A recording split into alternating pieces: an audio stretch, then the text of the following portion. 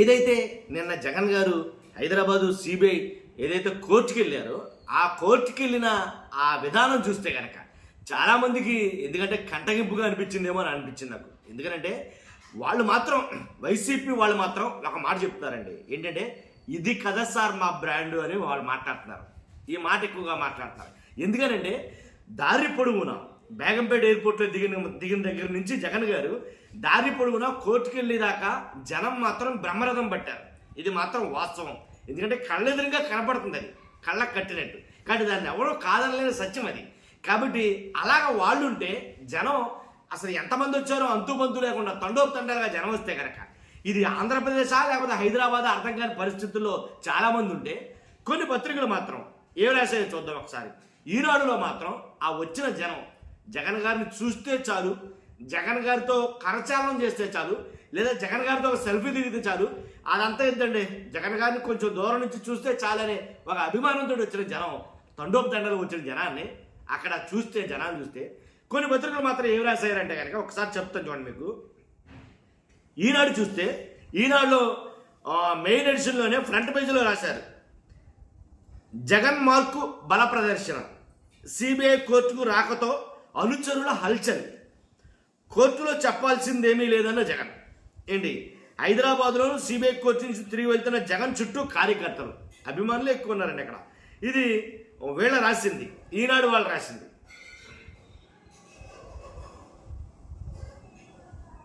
చూసారుగా, ఇది ఈనాడు వాళ్ళు రాసింది.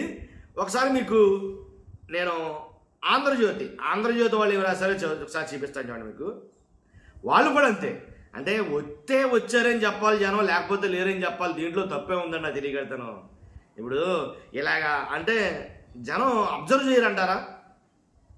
ఇలా మరీ ఘోరంగా రాశారు. హైదరాబాదులోను రప్ప అంట, హైదరాబాదులోను రప్ప అంట. అసలు ఈ దారుణం చూడండి.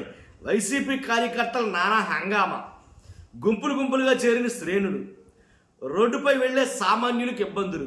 విన్నారా? ఏంటి పోలీసులపైకి దూసుకొచ్చిన వైనం, పోలీసులపైకి దూసుకొచ్చేశారు. భయంతో ముందుగానే షాపులు మూత, భయంతో షాపులు ముందుగానే మూసేశారంట. కోర్టు నుంచి బయటకు వస్తుండగా తోపులాట, కింద పడిన న్యాయవాదులు, పోలీసులు భారీ బందోబస్తు పెట్టిన వైసీపీ శ్రేణులు అత్యుత్సాహం.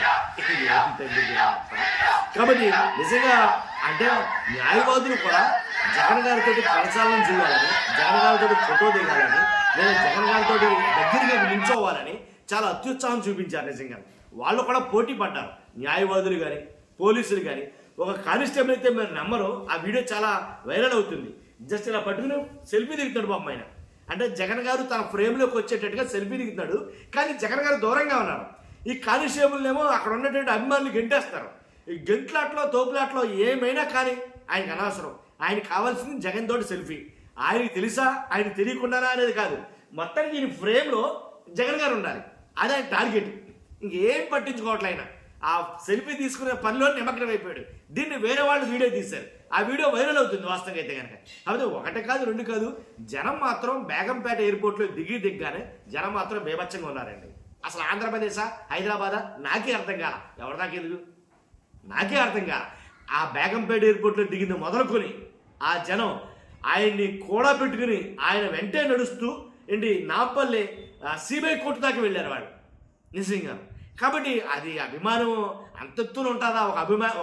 ఒక వ్యక్తిని అభిమానిస్తే అంత ఎత్తున అభిమానిస్తారా అనేది నాకు నిన్న చూసే అర్థమైంది.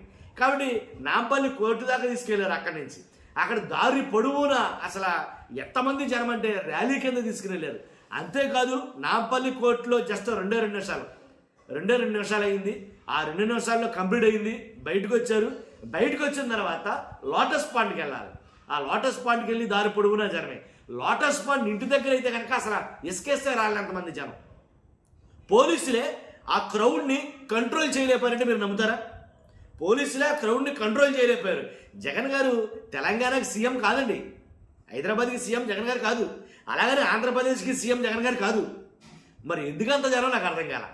కనీసం అంటే ముఖ్యమంత్రులు వెళ్ళినా సరే అలా ఉండలేదు కదా అనేది నా అభిప్రాయం. అర్థమైందా మీకు క్లియర్గా?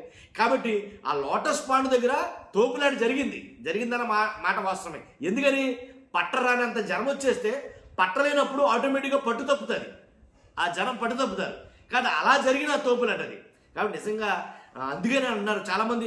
ఇంకో విచిత్రం ఏంటంటే ఆ జగన్ గారి ఆ ఏదైతే ఆ కాన్వాయ్ ఉందో దాంట్లో చాలా మట్టుకి ఫ్లెక్సీలు వెలిసాయి. మహేష్ బాబు గారు జగన్ కలిపి తర్వాత రప్ప ఫ్లెక్సీలు వెలిసాయి.